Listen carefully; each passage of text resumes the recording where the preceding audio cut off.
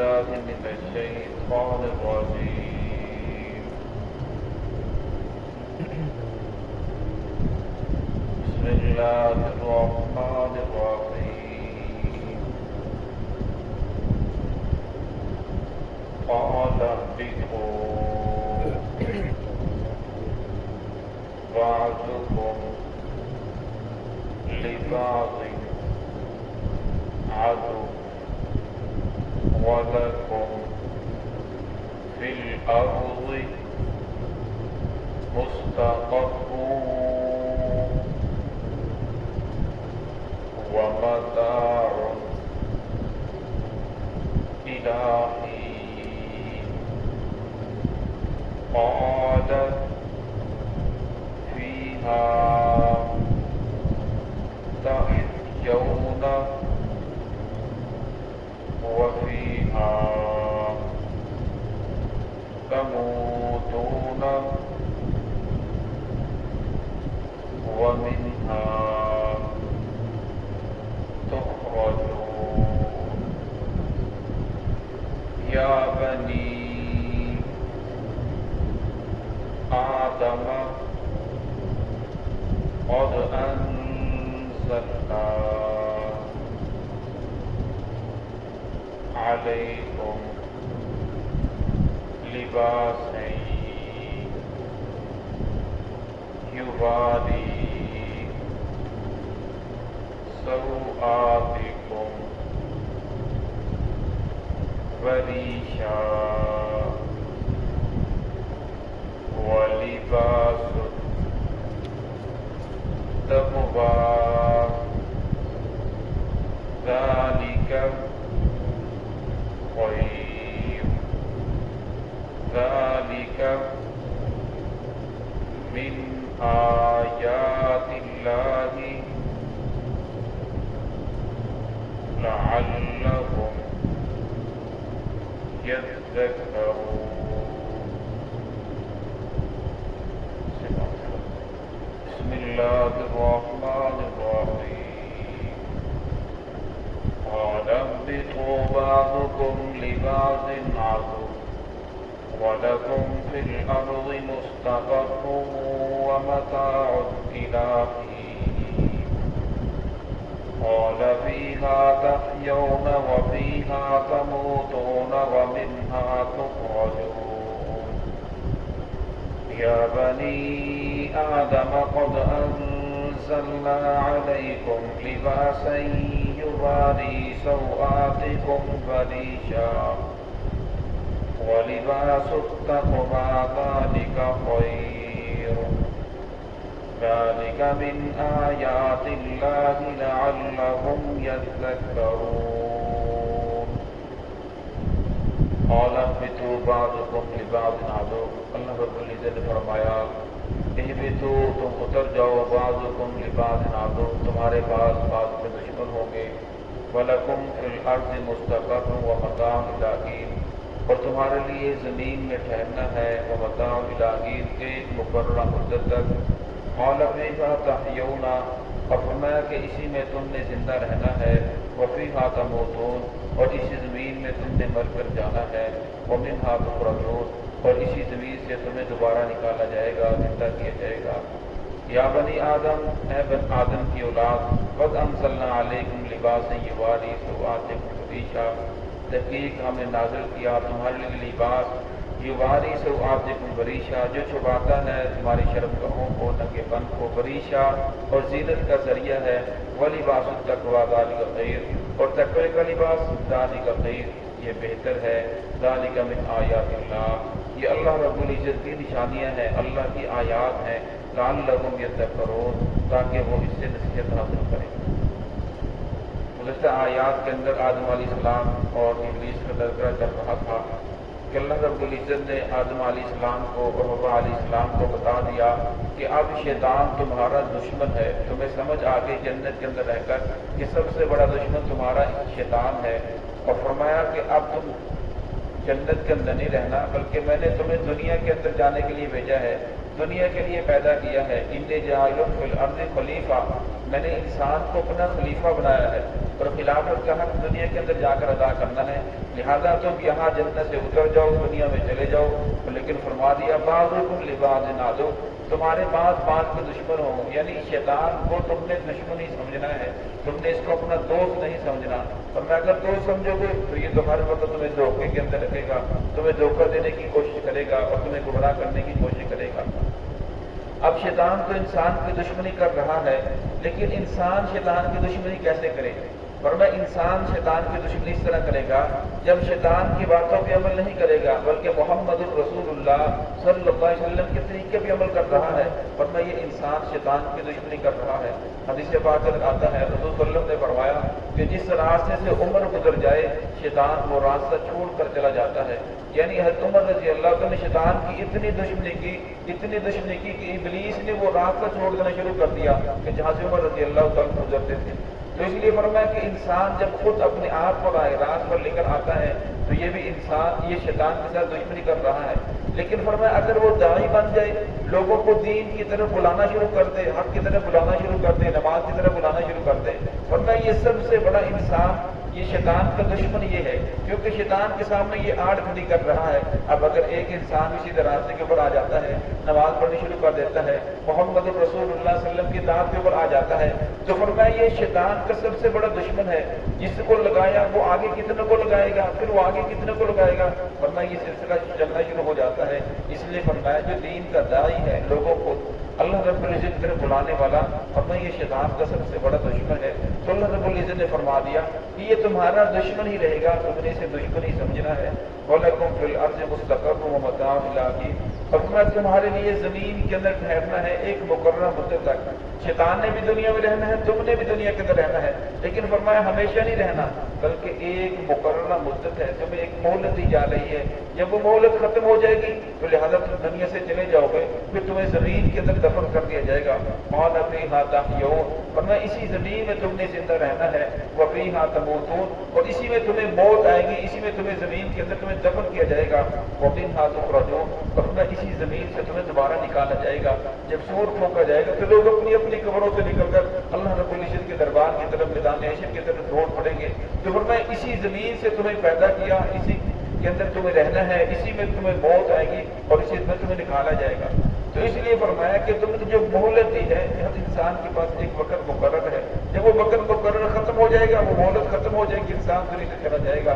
فرمایا سمجھ انسان وہی ہے جب مہلت کے اندر رہتے ہوئے، وقت کے اندر رہتے ہوئے اسے غنیمت سمجھ کر اس سے فائدہ اٹھا لے۔ آگے لبشا فرمایا یا بنی آدم، اے آدم کی اولاد، قد انزلنا علیکم لباسا یواری سوآتکم ریشا، یہاں کچھ لوگ اعتراض کرتے ہیں قادیانی فیہا تحیون سے، فرمایا کہ اللہ رب القرآن پاک کیا فرماتے ہیں کہ تم نے دنیا کے اندر زندہ رہنا ہے، تو یہ جو تم لوگ کہتے ہو کہ عیسیٰ علیہ السلام دوسرے آسمان پہ زندہ ہے، ہمارا اہل سنت کا یہ عقیدہ ہے کہ عیسیٰ علیہ السلام دوسرے آسمان پہ زندہ ہے، قرب قیامت کے نزدیک تشریف لائیں گے اور پھر اس کے بعد 40 سال دنیا میں حکومت کریں گے، دنیا سے کفر کا خاتمہ کریں گے، اور پھر 40 سال کے بعد پھر انہیں دوبارہ موت آئے گی۔ پھر فرمایا قیامت کی یہ بڑی بڑی نشانیوں میں سے ایک عیسیٰ علیہ السلام کا آنا بھی ہے۔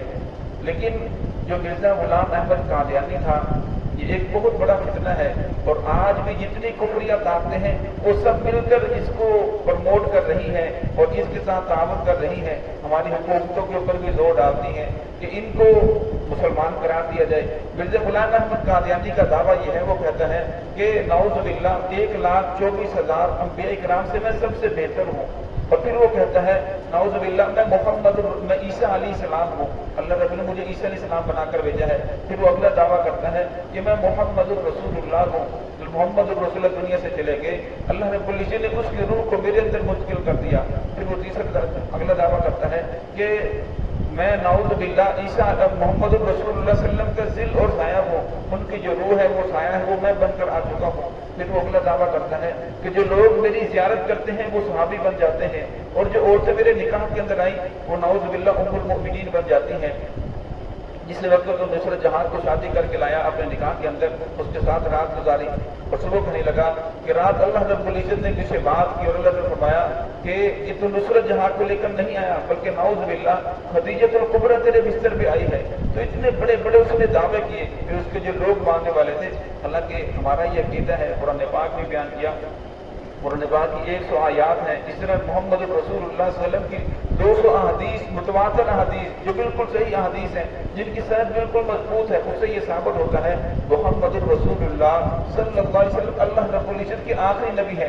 क़यामत तक कोई नबी नहीं आएगा जो नबुव्वत का दावा करेगा, वो झूठा दज्जाल कज़्ज़ाब हो सकता है लेकिन नबी नहीं हो सकता। क़यामत तक यही कुरान पाक बाकी रहेगा। क़यामत तक लोगों ने मोहम्मद रसूलुल्लाह सल्लल्लाहु अलैहि वसल्लम की इत्तिबा करनी है। लेकिन फरमाया ये इतना लोगों को गुमराह करते हैं। हमारे पीरमाल के अंदर भी कितने लोग कादियानी हो चुके हैं। फिर जो कादियानी होता है, आजकल नौजवान तबका ज्यादा कादियानी हो रहा है, जो कादियानी होता है उसको कारोबार सेट करके देते हैं, उसको लड़की का रिश्ता देते हैं, उसको बाहर बिल्कुल भेज देते हैं ताकि ये लोग इस्लाम को छोड़कर और कुफर के अंदर दाखिल हो जाएं और बज़ाहिर वो अपने आप को मुसलमान समझते हैं।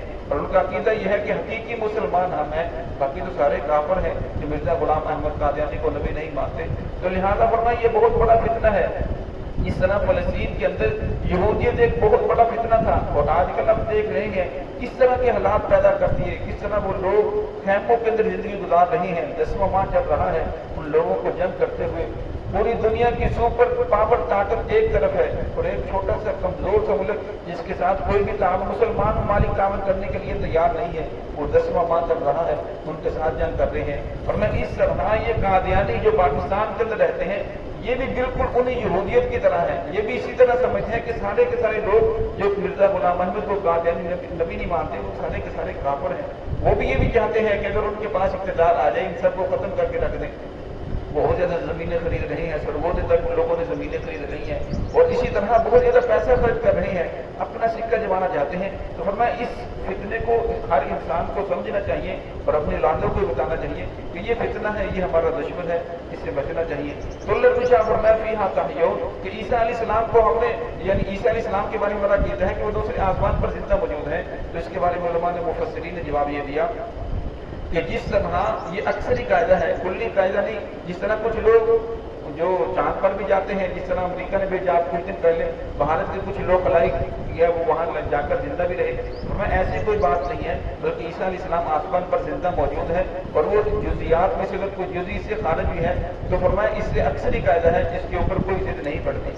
तो यहाँ आगे वाली आयत अल्लाह शाह फरमाया या बनी आदम, आदम हमने नाज़िल किया तुम्हारे लिए लिबास युवारी से वातिकुम वरीशा, ये तुम्हारे नंगेपन को छुपाता है और जीनत का जरिया है। वली बासु तकवा दानी का खैर, उसमें जो तकवे का लिबास है दानी का खैर, ये इससे ज्यादा बेहतर है। अब मैं अगर इंसान को देखा जाए तो इंसान दो चीजों से मुरक्कब है। कुरान पाक में शाह फरमाते हैं फलक तो भी यदई, मैंने इंसान को अपने हाथ से पैदा फरमाया। फलक लम शाह फरमाते हैं फनफख तो फ्री की रूह, मैंने इंसान के अंदर रूह होगी। अब इंसान दो चीजों का मुरक्कब है, जिस्म और रूह। अब जिस्म को जिंदा रहने के लिए जिस्म के दुनिया के अंदर 4 चीजों की जरूरत है। इंसान को प्यास लगती है, पानी की जरूरत है, भूख लग जाए तो खाने की जरूरत है, बीमार हो जाए तो दवाई की जरूरत है और इस जिस्म को छुपाने के लिए कपड़ों की जरूरत है। और मैं अदना से अदना इंसान वो भी इन 4 चीजों की हिफाजत करता है। अब मैं प्यास लग जाए तो हर आदमी पानी पीता है, भूख लग जाए तो हर आदमी खाना खा कर ही सोता है। कोई आला किस्म का खाएगा, कोई अदना खाएगा, खाना खा कर ही सोएगा। और मैं कोई इंसान बीमार हो जाए तो वो अपना इलाज करवाता है, कोई अच्छे डॉक्टर के पास जाता है, और नहीं कोई जब पैराडाल की गोली तो खा ही लेता है। और फिर मैं जब इंसान अपने बदन को छुपाने के लिए हर इंसान बदन को छुपाता है, कोई आला किस्म का कपड़ा पहनता है, कोई अदना किस्म का, बदन हर इंसान ने छुपाया हुआ है। वरना जिस्म की 4 चीजों की जरूरत है। ये चारों चीजें जमीन से पैदा हो रही हैं और जमीन से इंसान की जरूरियात को पूरा कर रही है। वरना जब तकवे का लिबास है, जो इंसान की रूह है, उसको भी 4 चीजों की जरूरत है। इंसान की रूह को लिबास की जरूरत है, इंसान की रूह को पानी की जरूरत है। और रूह का जो पानी है वो अल्लाह रब्बुल इज्जत का जिक्र है। रूह की जो खुराक है वो कुरान पाक की तिलावत है। और मैं जब रूह बीमार हो जाए उसकी बीमारी के लिए जो दवाई है वो तौबा इससे उपहार है। और मैं रूह का जो लिबास है वो तकवा है। अब मैं जब इंसान जिस्म के ऊपर तो मेहनत करता है, कभी वो जिम के अंदर जा रहा है, कभी क्लब में जा रहा है, लेकिन फिर मैं अपनी रूह पे मेहनत नहीं करता। और मैं जब रूह पे मेहनत नहीं होती फिर रूह कमजोर हो जाती है, फिर हल्का सा धक्का लगता है, इंसान झूठ बोलने के लिए तैयार हो जाता है। फिर जब रूह मजबूत होती है तो लाखों करोड़ों रुपए भी सामने आ जाए तो इंसान का ईमान मजबूत होता है। इंसान हेरा फेरी करने के लिए, धोखा देने के लिए तैयार नहीं होता। तो मैं जब रूह कमजोर हो जाए फिर वो 10 रुपए के ऊपर भी अपना ईमान भेज देता है। जल्द शाह फरमाया वलिबास तकवा ज़ालिका खैर, ये तकवे का लिबास है, ये सबसे बेहतर है। और मैं روح کا جو لباس ہے وہ تقویٰ ہے. اللہ رب العزت کا ڈر وہ پیدا ہو جائے. ہر کام کرنے سے پہلے انسان سوچے کہ اگر میں اللہ رب العزت کے سامنے کیا جواب دوں گا کہ میں جس کو دھوکہ دے رہا ہوں, جس کے ساتھ فراڈ کر رہا ہوں, تو کل قیامت میں خدا کی عدالت میں اس کا کیا جواب دوں گا. اس لیے فرمایا کہ روح آسمان سے آئی ہے, جس کی ضروریات بھی آسمان سے پوری ہو رہی ہیں, اور فرمایا اس کے اوپر بھی انسان کو محنت کرنی چاہیے. ان چاروں چیزوں پر خیال رکھنا چاہیے. ذالک قریب ذالک من آیات اللہ. اللہ بیان شاہ فرماتے ہیں یہ اللہ کی آیات ہیں, یہ اللہ کی نشانیاں ہیں. لعلکم یذکرون, تاکہ وہ لوگ نصیحت حاصل کریں, اس کو پڑھیں سمجھیں اور اس پر عمل کریں. تو اللہ رب العزت ہم سب کو صراط مستقیم پہ چلنے کی توفیق عطا فرمائے.